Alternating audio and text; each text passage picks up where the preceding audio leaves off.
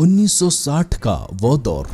आम आदमी जैसे शर्ट पैंट पहने इसरो के साइंटिस्ट्स, हाथ में साइकिल और साइकिल के पीछे लगा हुआ है रॉकेट हेड। जी हाँ, बिल्कुल ऐसे ही ले जाया गया था हमारा पहला रॉकेट, इंडिया का पहला रॉकेट। ये तस्वीर जिसे देख पूरी दुनिया ने भारत का खूब मजाक उड़ाया था। पाकिस्तान समेत अन्य छोटे देशों के नेताओं ने तो इस तस्वीर पर जमकर ठहाके भी लगाए थे। अमेरिका समेत कई बड़े देशों ने इस तस्वीर पर चुटकुले बनाए, लेकिन हमारे साइंटिस्ट्स ने जवाब में एक प्यारी मुस्कान देकर मन में बुलंद विश्वास लिए कठिन तप कर आखिरकार खुद को साबित कर ही दिया। दोस्तों, अगर आप इस चैनल पर नए हो तो इस चैनल को सब्सक्राइब कीजिए ताकि हमारी हर एक वीडियो आप तक समय से पहुंचे। दोस्तों, तो उस समय की हमारी साइंटिस्ट की टीम काफी कम थी। उनके पास बोलने के लिए कोई संसाधन नहीं था और मुश्किल से कुछ फंडिंग मिलती थी। वास्तव में 1 साल बाद लॉन्च किए गए पहले रॉकेट के लिए वे साइकिल से उन रॉकेट पार्ट्स को इकट्ठा करने के लिए जा रहे थे और अब 50 से अधिक वर्षों के बाद हम चंद्रमा, मंगल और उससे आगे के लिए रॉकेट लॉन्च कर रहे हैं। कुछ ही दिनों पहले छोड़ा गया चंद्रयान 3 अब चांद की ओर अपनी दहाड़ लगा चुका है। सालों की मेहनत और भारत माँ के आशीर्वाद से आज इसरो का पूरी दुनिया में डंका बज रहा है। कल तक हम पर हंसने वाले आज हक्का बक्का होकर भारत की तरक्की की सराहना कर रहे हैं और चंद्रयान 3 के शानदार उड़ान के बाद तो हर भारतीय गर्व से बोला, विजयी विश्व तिरंगा प्यारा, झंडा ऊंचा रहे हमारा। लेकिन इस मुकाम तक पहुंचना बिल्कुल भी आसान नहीं था और अमेरिका के नासा और रूस के रोस्कोस्मोस जैसे दिग्गजों के बीच उस कद को हासिल करने की कोशिश काफी कठिन रही है। तो बात है 1960 की। स्पेस रिसर्च की आवश्यकता को पहचानते हुए वैज्ञानिक विक्रम साराभाई के आग्रह पर 1962 में डिपार्टमेंट ऑफ एटॉमिक एनर्जी के तहत भारत के पहले प्रधानमंत्री पंडित जवाहरलाल नेहरू द्वारा Indian national committee for space research यानी इनकोस्पार की स्थापना की गई। इनकोस्पार के गठन के ठीक 1 साल बाद 1963 में भारत ने अपना पहला रॉकेट अंतरिक्ष में लॉन्च किया। ऊपरी वायुमंडल की जांच के लिए बनाए गए साउंडिंग रॉकेट को केरल के मछली पकड़ने के लिए प्रसिद्ध थुम्बा गांव में Thumba equatorial rocket launching station से लॉन्च किया गया था, जिसे अब विक्रम साराभाई अंतरिक्ष केंद्र के रूप में जाना जाता है। डॉक्टर एपीजे अब्दुल कलाम, जो उस समय रॉकेट लॉन्च टीम में थे, बताते हैं कि कैसे तैयारी शुरू होने से पहले इनकोस्पार को एक स्थानीय चर्च से जमीन लेनी पड़ी और ग्रामीणों को स्थानांतरित करना पड़ा था। विक्रम साराभाई ने देखा कि यह पवित्र स्थान पृथ्वी के मैग्नेटिक इक्वेटर पर था, जो एक अंतरिक्ष यान की गति बढ़ाने के लिए बिल्कुल उपयुक्त रेखा थी। चर्च के हेड डॉक्टर परेरा ने इस मिशन के लिए अपनी अनुमति भी दे दी। जल्द ही आवश्यक कागजी कार्रवाई पूरी कर ली गई और ग्रामीणों को एक नए स्थान पर स्थानांतरित किया गया। साथ ही निवासियों के सम्मान के तौर पर इस बिल्कुल नए गांव में 100 दिनों के भीतर एक नया चर्च बनाया गया। दोस्तों, थुम्बा में चर्च को एक कार्यशाला में बदल दिया गया और पुजारी के घर को एक कार्यालय में। हालांकि रॉकेट लॉन्च मिशन एक जीत थी, लेकिन इसके साथ कई चुनौतियां भी आई जिन्हें उन्हें दैनिक आधार पर हल करना था। थुम्बा में बुनियादी सुविधाएं भी नहीं थी। इस गांव में कोई होटल या अन्य खाने पीने की जगह नहीं थी, इसलिए वैज्ञानिकों को नाश्ता और रात का खाना खाने के लिए रोजाना तिरुवनंतपुरम रेलवे स्टेशन पर जाना पड़ता था। ऐसे भी दिन थे जब केवल एक जीप थी जो लगभग अनुपलब्ध थी।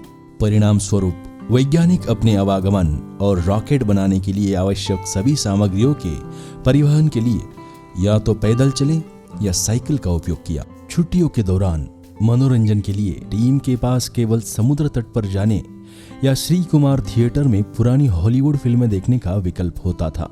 फिर वे रॉकेट के पार्ट्स को साइकिल के माध्यम से लॉन्च पैड तक ले जाते थे। अंततः 21 नवंबर 1963 को उन्होंने डॉक्टर होमी भाभा जैसे प्रख्यात वैज्ञानिकों की उपस्थिति में रॉकेट लॉन्च किया। प्रसिद्ध भारतीय खगोल शास्त्री के नाम पर रखा गया आर्यभट्ट अंतरिक्ष यान भारत का अब तक का लॉन्च किया गया सबसे पहला उपग्रह था। आर्यभट्ट यान 19 अप्रैल 1975 में सोवियत कॉस्मोस 3M रॉकेट पर से लॉन्च किया गया था। हालांकि इसे पूरी तरह से भारत में डिजाइन और निर्मित किया गया था, जहां की 1963 में लॉन्च किए गए नाइकी अपाचे रॉकेट की आपूर्ति नासा द्वारा की गई थी। वही इसरो ने अपना पहला लॉन्च वाहन सैटेलाइट लॉन्च व्हीकल यानी SLV-3 बनाया।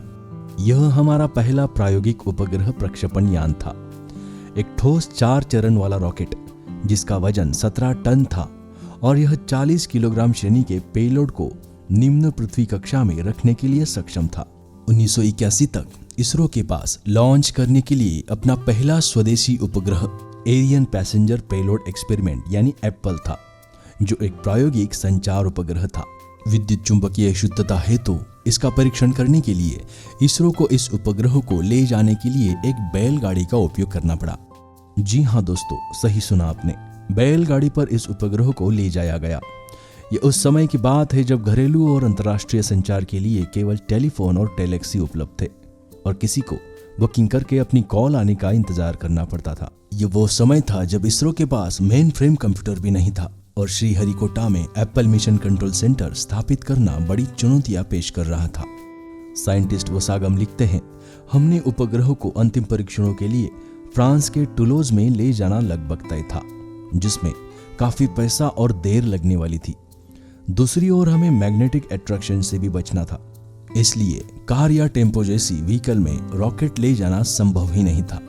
लेकिन इसका समाधान 5 घंटे से अधिक समय में और गाड़ी किराए लेने के लिए मात्र 150 रुपए की लागत पर पाया गया और इसलिए भारत की अंतरिक्ष कहानी में बैलगाड़ी के पीछे का रॉकेट विज्ञान था।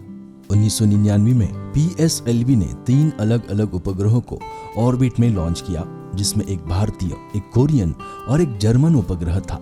ये चमत्कार पहली बार हुआ जब हमने एक समय में एक से अधिक उपग्रह प्रक्षेपित किए और जिसे देख हम पे एक समय पर हंसने वाली दुनिया फिर से हक्का बक्का रह गई। 2001 में हमने पहली बार जियो सिंक्रोनस सैटेलाइट लॉन्च व्हीकल यानी GSLV लॉन्च देखा। 18 साल पहले यह हमारे उपग्रहों को दूसरी बार चंद्रमा पर ले गया था। 2007 में हमने पहली बार स्पेस कैप्सूल रिकवरी एक्सपेरिमेंट यानी SRI-1 लॉन्च किया। यह एक कैप्सूल था जिसमें खास प्रयोग शामिल थे जो माइक्रोग्रेविटी में परफॉर्म किए जाने थे। 2008 में इसरो ने चंद्रयान-1 मिशन के दौरान चंद्रमा की कक्षा में एक उपग्रह स्थापित करके अपनी अब तक की सबसे बड़ी उपलब्धि हासिल की। इससे अंततः चंद्रमा पर पानी की अभूतपूर्व खोज हुई। इसरो को मिली इस सफलता पर पूरे भारत ने धूमधाम से जश्न मनाया। 5 साल बाद 2013 में फिर से इसरो ने मंगल ग्रह पर और भी आगे बढ़ने की सोची। अंतरिक्ष एजेंसी ने Mangalyaan Mars orbiter mission launch किया। अंततः इसे 2014 में मंगल ग्रह की कक्षा में स्थापित किया, जहां से ये तब से डेटा स्ट्रीम कर रहा है। बीच के दशकों में भारतीय रॉकेटरी चमकती रही, सफलताओं का जश्न मनाया गया और विफलता से सीखते हुए विभिन्न प्रकार के रॉकेट लॉन्च व्हीकल का नेतृत्व किया। SLV-3S, SLV और PSLV और GSLV और उनके वेरिएंट्स। इन आजमाए और परखे हुए वर्कहॉर्स के साथ अब कोई आसमान इसरो की पहुंच से परे नहीं है। इसरो ने हमें अतीत में जश्न मनाने के लिए कई कारण दिए हैं और एक बार फिर अच्छी खबर के साथ वापस आ गया है।